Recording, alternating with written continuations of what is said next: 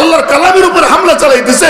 এজন্য মুসলমান, তোমার কলবে আঘাত লাগে না তো তোমাদের কপাল কোনোদিনও উন্নতি হবে না যদি আল্লাহর কালামের ব্যাপারে দিলের মধ্যে দরদ না আসে।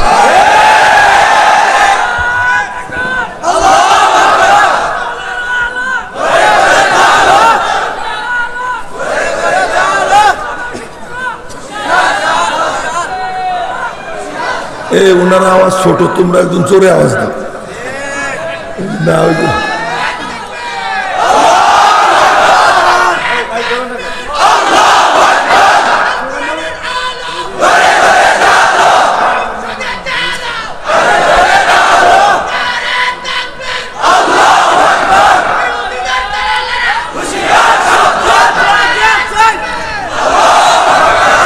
এই জন্য পরিষ্কার একটা কথা বলি, পরিষ্কার একটা কথা বলি, সেটা হলো কি, অত খুশি হওয়া ভালো না, সাবধান থাকা দরকার।